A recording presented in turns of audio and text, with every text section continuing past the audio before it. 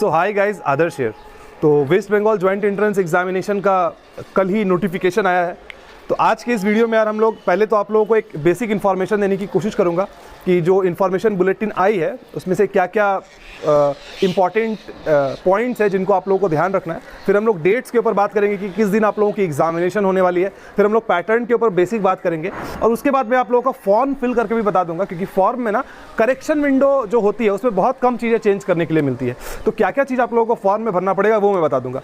तो मैं नीचे डिस्क्रिप्शन पे आप लोगों को, जब वीडियो के डिस्क्रिप्शन पे आप लोग देखेंगे तो WBJEE की लिंक, जेईई एडवांस की नोटिफिकेशन आई थी, डेट आई थी, उसकी लिंक, और जेईई मेंस की डेट और इन्फॉर्मेशन की लिंक जो है वो तीनों ही दे दूंगा। आप लोग वहां से जाके चेक कर लीजिएगा। आज से 2-3 दिन के बाद मैं यार जेईई मेंस की वेटेज, जेईई एडवांस की वेटेज और WBJEE की भी वेटेज के ऊपर एक डिटेल वीडियो बनाऊंगा। तो आप लोग सब्सक्राइब करके रखिएगा, वो इन्फॉर्मेशन भी आप लोगों तक जल्दी ही पहुंच जाएगी। तो ये रही यार हमारी ऑफिशियल वेबसाइट। इस पे आप लोग जब जाएंगे ना, यहाँ पे एक ब्लॉग्स का ऑप्शन आता है, तो इस पे जाके आप लोग सारे जो रिसेंट मैं अपडेट्स देता हूँ उसको आप लोग चेक कर सकते हैं। जैसे कि हम लोग रिसेंट पोस्ट पे जाएंगे, WBJEE की यहाँ पे डेट्स, जेईई एडवांस की डेट्स, जेईई मेंस की डेट्स, सारी चीज़ें आप लोगों को यहाँ पे मिल जाएगी। फिलहाल हम लोग अभी WBJEE की जो अपडेट आई है उसके ऊपर बात कर लेते हैं। तो आपकी जो परीक्षा होने वाली है यार, वो परीक्षा आप लोगों की अप्रैल में होने वाली है और 23 दिसंबर यानी कि कल से आप लोगों की जो ये फॉर्म फिलिंग जो प्रोसीजर है वो स्टार्ट हो चुकी है। ठीक है, तो यहाँ पे मैंने सारे ही इंपॉर्टेंट हाईलाइट्स वगैरह दिए हैं, आप आके इन्हें पढ़ सकते हैं। लेकिन इनमें से सबसे ज़्यादा इंपॉर्टेंट जो बात है वो है हम लोग का इन्फॉर्मेशन बुलेटिन। तो फिलहाल हम लोग इन्फॉर्मेशन बुलेटिन को अगर आप डाउनलोड करना चाहेंगे तो डाउनलोड के बटन के ऊपर यहाँ पे क्लिक करके आप लोग डाउनलोड कर सकते हैं।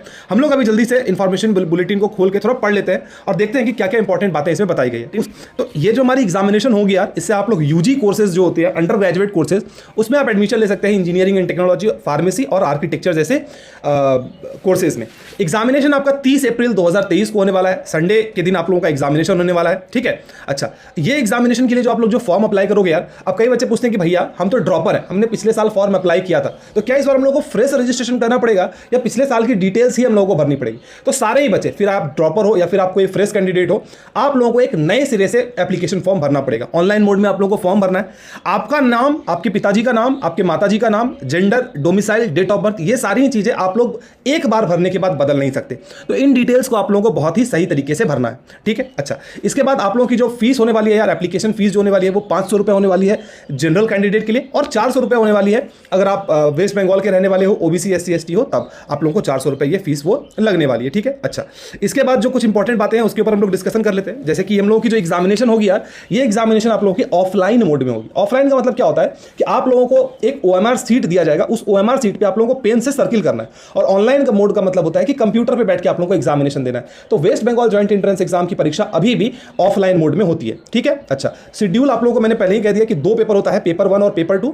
ये एग्जामिनेशन आप लोगों की 30 तारीख को होगी और टाइमिंग आपके सामने यहाँ पे दिख रहा है। और ये एग्जामिनेशन सिर्फ और सिर्फ एक बार होता है। जैसे कि हमारी जेईई मेंस की परीक्षा साल में 2 बार होती है, कई बार 4 बार भी लिया जाता है, लेकिन WBJEE की परीक्षा साल में 1 बार होती है। ठीक है, पैटर्न यहाँ पे आप लोगों को इन शॉर्ट आप लोग सिर्फ अभी देख लीजिए, मैं इसके ऊपर एक डिटेल वीडियो आप लोगों को बना के 2-3 दिनों के अंदर बता दूंगा। अभी फिलहाल आप लोग सिर्फ और सिर्फ बेसिक डिटेल्स देख लीजिए कि क्या पैटर्न होने वाली है। पैटर्न में कोई भी चेंजेस नहीं किए गए, जो पिछले साल का पैटर्न था वही पैटर्न रहने वाला है। ठीक है, अच्छा, आप लोगों को एग्जामिनेशन सेंटर पे खुद का पेन, पेपर, पेन, फोटो अपना जो है वो सारी चीज़ों को लेके जाना पड़ेगा, वही चीज़ें यहाँ पे बताई गई है। ठीक है, अच्छा, और हम लोग आगे चलते हैं। आगे चलने के बाद यहाँ पे एलिजिबिलिटी क्राइटेरिया बताया गया है। तो एलिजिबिलिटी क्राइटेरिया में जब आप लोग देखेंगे यार, तो लोअर एज लिमिट है 17 ईयर्स, और आगे की मतलब अगर आप 25-26 साल जितने की भी हो वो फर्क नहीं पड़ता, लोअर एज लिमिट जो है वो 17 ईयर्स आप लोगों का वो होने वाला है। ठीक है, अब एकेडमिक अगर मैं क्राइटेरिया की बात करूँ तो इसमें ना college wise eligibility criteria basically होता है। ठीक है, जैसे कि गवर्नमेंट कॉलेजेस होते हैं तो वहाँ पे आप लोगों को क्लास 12 की जो परफॉर्मेंस होगी उसमें 60% मांगा जाता है, और जनरली 45% आप लोगों को मांगा जाता है। अगर आप SC, ST, OBC हैं तो 40%, अगर आप जनरल कैटेगरी से हैं तो 45%। ठीक है, अच्छा, क्लास 10th और क्लास 12th में आपका इंग्लिश होना कंपलसरी है। अगर आपकी क्लास 10th या क्लास 12th दोनों में से किसी में भी अगर आपकी इंग्लिश नहीं है तो भैया आप एप्लीकेशन फॉर्म मत भरिएगा, क्योंकि फायदा नहीं है फिर भर के, क्योंकि आप लोगों की एडमिशन नहीं हो पाएगी। ठीक है, सिमिलरली यहाँ पे फार्मेसी कोर्सेज के लिए भी एलिजिबिलिटी क्राइटेरिया बताई गई है, आर्किटेक्चर के लिए भी बताई गई है। आप लोग एक बार चाहें तो इसको पॉज करके देख लीजिएगा, वरना आप मेरी वेबसाइट पर जाकर इस चीज़ को डाउनलोड भी कर सकते हैं। अब जैसे गवर्नमेंट कॉलेज हो गया हमारा यूनिवर्सिटी ऑफ कैलकाटा, इसमें जो एलिजिबिलिटी क्राइटेरिया है वो 60% मार्क्स आप लोगों को लाना पड़ेगा, इंग्लिश में 30% मार्क्स। सिमिलरली जादवपुर यूनिवर्सिटी में भी 60% मार्क्स आप लोगों को लाना पड़ेगा। उसी तरीके से वेस्ट बंगाल की जो और भी जो गवर्नमेंट कॉलेजेस है उनकी सारी की जो एलिजिबिलिटी क्राइटेरिया है वो 60% हो जाती है बेसिकली। ठीक है, तो उसको आप लोग एक बार पॉज करके बाद में देख लीजिएगा, है ना। एक और बात, यहाँ पे डोमिसाइल वाले जो है, डोमिसाइल जो 10 साल से वहाँ पे वेस्ट बंगाल में रह रहे हैं वही कहलाएंगे कि वो वहाँ के रहने वाले हैं। बाकी अगर आप सिर्फ और सिर्फ 1-2 साल से रह रहे हैं तो आप लोग वहाँ के डोमिसाइल नहीं कहलाएंगे। ठीक है, अच्छा, इसके बाद भी और कुछ इंपॉर्टेंट बातें हैं, आप लोग इस इन्फॉर्मेशन बुलेटिन को डाउनलोड करके यार देख लीजिएगा एक बार। 10% सीट्स जो होती है वो जेईई मेंस के थ्रू भरी जाती है, 90% सीट्स जो होती है वो 90% सीट्स किसके थ्रू भरी जाती है, WBJEE के थ्रू भरी जाती है, ठीक है। अच्छा, और भी इस पे जो इंपॉर्टेंट बात है हम लोग इसको एक बार देख लेते हैं। ये सारी कुछ परफॉर्मेंस सर्टिफिकेट्स हैं। फॉर एग्जांपल अगर आपको डोमिसाइल सर्टिफिकेट चाहिए होगी या फिर और भी इनकम सर्टिफिकेट चाहिए होगी तो इसी फॉर्मेट में बनेगा। आप लोग जब इस PDF को डाउनलोड करेंगे ना तो ये सारी चीज़ें उसके साथ आ जाएगी। और यहाँ पे सिलेबस दिया गया है, सिलेबस में भी कुछ मेजर चेंजेस नहीं है ना, तो इसको हम लोग आगे प्रोसीड कर लेते हैं। अच्छा, अब एग्जामिनेशन में जब आप लोग जाओगे तो printed copy of admit card, आपका खुद का फोटोग्राफ, ये सारी चीज़ें आप लोगों के पास होनी चाहिए, ठीक है। और ये डिटेल बताई गई यार, एग्जामिनेशन सेंटर दिया गया कि किस किस जगह एग्जामिनेशन सेंटर होने वाली है। तो वेस्ट बंगाल में और वेस्ट बंगाल के अलावा 2 अलग स्टेट्स है, असम और त्रिपुरा, इन जगह पे आप लोगों की एग्जामिनेशन सेंटर जो वो मेरी जो ऑफिशियल वेबसाइट की जो लिंक है मैंने डिस्क्रिप्शन पे WBJEE का दिया है, इसको आप लोग ओपन कीजिएगा, यहाँ से जाके इन्फॉर्मेशन बुलेटिन डाउनलोड कर लीजिएगा और यहाँ पे आप लोगों को चेक करना है, चेक WBJEE 2023 एप्लीकेशन फॉर्म, इसके ऊपर आप लोगों को क्लिक करना है। जैसे ही इसके आप लोग ऊपर क्लिक करेंगे तो WBJEE की ऑफिशियल वेबसाइट हमारे सामने यहाँ पे ओपन हो चुकी है। WBJEE की ऑफिशियल वेबसाइट पर बहुत सारी इन्फॉर्मेशन आप लोगों को दी गई है। आप लोग जो भी इन्फॉर्मेशन अगर आप जानना चाहते हैं तो एक बार इसको ओपन करके आप लोग देख लीजिएगा, ठीक है। फिलहाल हम लोग को एप्लीकेशन फॉर्म भरना है, तो अप्लाई WBJEE 2023 एप्लीकेशन फॉर्म के ऊपर हम लोग यहाँ पे क्लिक कर देंगे। जैसे ही हम लोग यहाँ पे क्लिक करेंगे यार एक सामने विंडो पॉपअप होगा। अब यहाँ पे 2 चीजें हैं, एक है न्यू कैंडिडेट रजिस्ट्रेशन और एक है एप्लीकेशन नंबर पासवर्ड यहाँ पे दी गई है। क्योंकि हम लोग यहाँ पे फ्रेश रजिस्ट्रेशन करेंगे, इसी वजह से हम लोगों को यहाँ पे न्यू कैंडिडेट रजिस्ट्रेशन के ऊपर जाना पड़ेगा, ठीक है। तो हम लोग यहाँ पे न्यू कैंडिडेट रजिस्ट्रेशन के ऊपर जाते हैं। अब यहाँ पे हम लोग को अपना फ्रेश रजिस्ट्रेशन करना है, सारी डिटेल्स वगैरह को भरना है। तो आप अपना, अगर आपके पास एक ईमेल आईडी नहीं है तो आप अपना एक ईमेल आईडी बना लीजिए जो कि आप लोगों के लिए एडमिशन तक काम आएगी। दूसरा चीज़, अगर आपके पास खुद का फोन नंबर नहीं है तो एक फोन नंबर ले लीजिए, क्योंकि वो आप लोगों को आगे चल तक 3, 4 साल 5 साल तक जब तक भी हो वो सारी चीज़ें आप लोगों के लिए काम आने वाली है। तो यहाँ पे अब बेसिक डिटेल्स दिया गया है एप्लीकेशन फॉर्म के बारे में, आप लोग इसको चाहें तो एक बार पढ़ लीजिएगा। मैं आप लोगों को पासवर्ड पॉलिसी भी बताई गई है, यहाँ पे मैं पासवर्ड आप लोगों को बना के दिखा दूंगा कि किस तरीके से पासवर्ड वगैरह बनाई जाती है, ठीक है। फिलहाल हम लोग जाते हैं और यहाँ पे आई एग्री के ऊपर क्लिक करते हैं। आप लोग इसको पढ़ लीजिएगा, मैं क्योंकि पढ़ चुका हूँ तो यहाँ पे मैं आई एग्री के ऊपर क्लिक करता हूं और आगे प्रोसीड करता हूं। जैसे मैंने आई एग्री के ऊपर क्लिक किया, अब यहां पे हम लोग का रजिस्ट्रेशन फॉर्म ओपन हो चुका है, जिसमें हम लोग को candidate name, father name, mother name, date of birth, gender भरना है, आइडेंटिफिकेशन टाइप। तो यहां पे आप लोग अपना जो भी है, फॉर एग्जांपल अगर आप अपना वोटर आई कार्ड देना चाहते हैं, पासपोर्ट देना चाहते हैं, जो भी देना चाहते हैं उसको यहां पे आप लोग भर सकते हैं, ठीक है। उसको यहां पे आप लोग भर सकते हैं, ठीक है। आगे यहां पे हम लोग को यहां पे आइडेंटिफिकेशन नंबर देना पड़ेगा, उसके साथ ही साथ आप लोग को यहां पे कॉन्टैक्ट डिटेल्स भरना है, ईमेल आईडी भरना है, पासवर्ड वगैरह भर के हम लोगों को यहाँ पे प्रोसीड करना है, ठीक है। तो ये रही हम लोग, अब मैं इसको जल्दी जल्दी भर देता हूँ, आगे प्रोसीड करता हूँ। अपना कैंडिडेट नेम हो चाहे वो आइडेंटिफिकेशन डिटेल्स हो, मैं एक इमेजिनरी डिटेल्स आप लोगों के सामने भर रहा हूँ। आप लोग जो भी डिटेल्स भरिएगा ना, अपनी आप क्लास 10th की, अपनी 10वीं की जो आपकी एडमिट कार्ड होगी या रिजल्ट होगी, वो दोनों चीज़ अपने पास रखिएगा। उसमें जो भी आपका कैंडिडेट नेम, आपका फादर्स नेम, आपका मदर्स नेम जो भी रहेगा वही डिटेल आप लोगों को भरना है, क्योंकि वही चीज़ें काम आने वाली है। Name, father name, mother name, date of birth, ये चीज़ आप लोग बाद में चेंज नहीं कर सकते, इसीलिए डिटेल को अच्छे तरीके से भरिएगा। कॉन्टैक्ट नंबर, ईमेल आईडी भरिए जो आपके पास हो, जिसमें भी आप लोगों को OTP वेरिफिकेशन वगैरह हो, वो चीज़ें आप लोग अपने पास रखिएगा। मैंने आप लोगों के सामने एक एग्जांपल लिखा है, तो इस तरीके से ही अगर आप लोग चाहे अपना पासवर्ड बना सकते हैं। अब यहाँ पे तो मैं एक आप लोग को एग्जांपल के तौर पे बता रहा हूँ, इसी तरीके से जो भी चाहे, फॉर एग्जांपल अगर आप इस तरीके से चाहें ये आप लिख सकते हैं, लेकिन इसमें देखिए एक स्मॉल एक कैपिटल इस तरीके का लेटर होना चाहिए और 8 से ज़्यादा लेटर आप लोगों के लिए होना चाहिए। तो वो चीज़ आप लोग ध्यान रखिएगा, और जो भी पासवर्ड आप लोग बनाएंगे वो पासवर्ड आप लोगों को ध्यान से याद करके रखना है। कब तक? जब तक आप लोगों की एग्जामिनेशन हो जाती है, फॉर्म फिल कर देते हैं, एडमिट कार्ड निकाल। आइडेंटिफिकेशन डिटेल में यहाँ पे बहुत सारे ऑप्शंस हैं, अपना राशन कार्ड, आधार कार्ड, सारी चीज़ों को आप यहाँ पे चूज कर सकते हैं। मैंने यहाँ पे एक पल के लिए स्कूल आईडी कार्ड चूज कर लिया। आप अपना, मेरे हिसाब से अगर आपके पास अगर आधार कार्ड वगैरह हो तो उसको चूज कर लीजिए, वो बेस्ट रहता है, ठीक है। बताया जा रहा है कि क्या आप और कुछ डिटेल्स वगैरह जो है उन चीज़ों को आप अगर चेंजेस करना चाहते हैं या फिर आगे प्रोसीड करना चाहते हैं, तो हम लोग फिलहाल आगे प्रोसीड करना चाहते हैं, तो सबमिट एंड नेक्स्ट के ऊपर हम लोग यहाँ पे क्लिक कर देंगे। अब हम लोग यहाँ पे ईमेल और बाकी चीज़ों की जो वेरिफिकेशन है वो होगी, तो हम लोग उन चीज़ों को भरते हैं। यहाँ पे एक स्टेप पूरी हो चुकी है। अब हम लोगों को यहाँ पे एप्लीकेशन फॉर्म भरना है, फिर क्वालिफिकेशन डिटेल्स भरनी है, कॉन्टैक्ट डिटेल्स भरनी है, एग्जामिनेशन सेंटर कहाँ है उसको भरेंगे, फोटोग्राफ अपलोड करेंगे, फाइनल सबमिट और आगे पे रजिस्ट्रेशन फी के ऊपर हम लोग क्लिक करेंगे।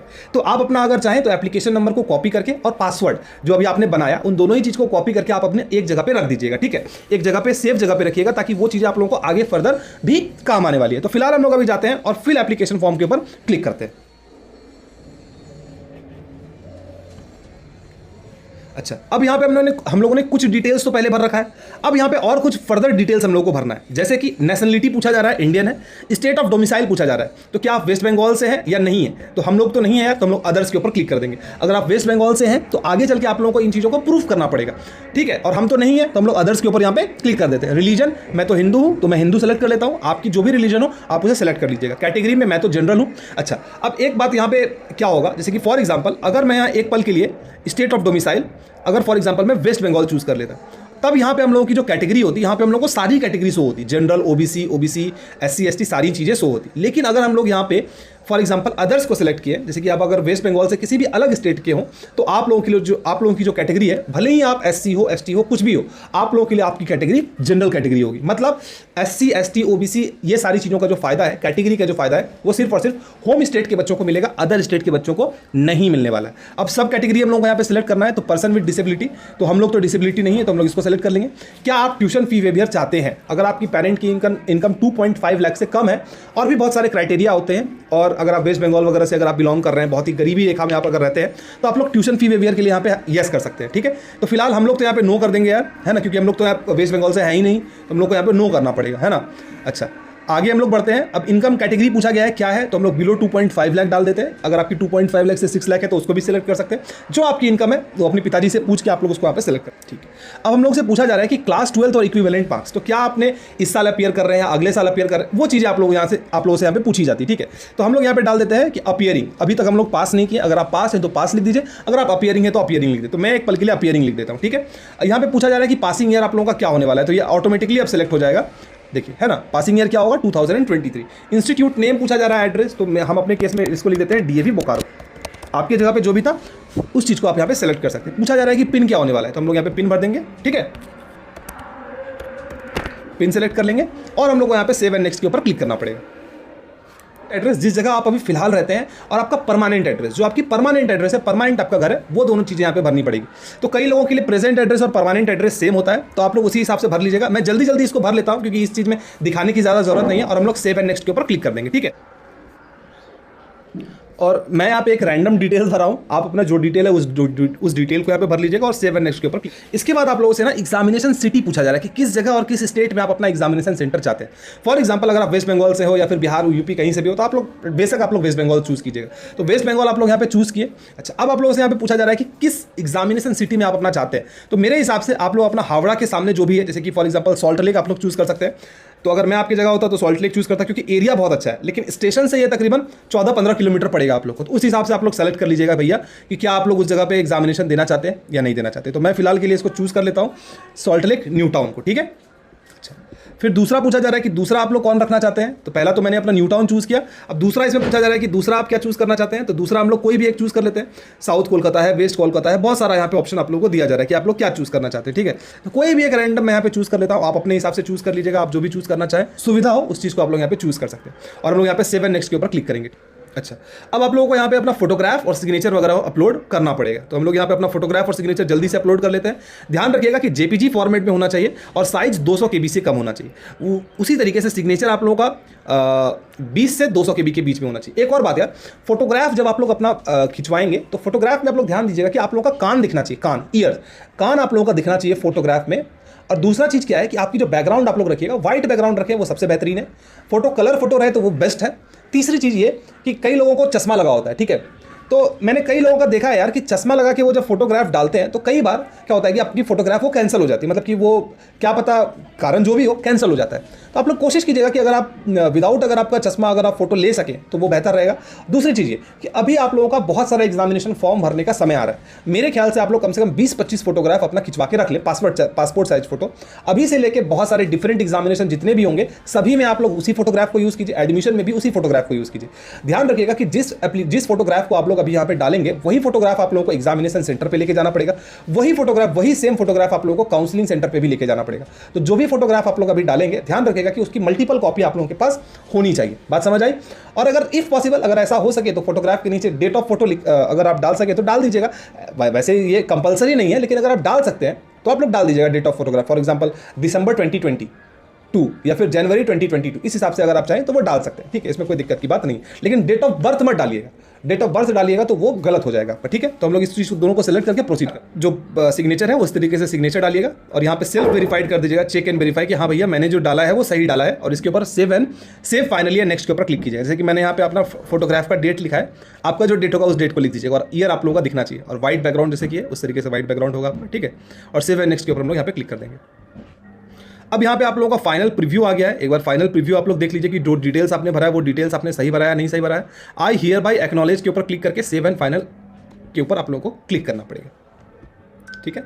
अच्छा, अब आप लोगों का जो रजिस्ट्रेशन प्रोसेस है वो कंप्लीट हो चुका है। एक नोटिफिकेशन आप लोगों के पास चली जाएगी और आप लोगों को अब यहाँ पे सिंपली जाके अपना पे रजिस्ट्रेशन फी यहाँ पे करना है। तो पे रजिस्ट्रेशन फी के ऊपर आप लोग क्लिक करेंगे, ठीक है, और यहाँ पे ऑनलाइन पेमेंट के ऊपर क्लिक करके पे फी के ऊपर क्लिक करें और यहाँ से जाके सिंपली आप लोगों को जो फीस है वो फीस यहाँ से आप लोगों को पेमेंट वो करना पड़ेगा। तो उम्मीद करता हूँ कि ये सारी डिटेल्स आप लोगों को सही लगी होगी और पसंद आई होगी।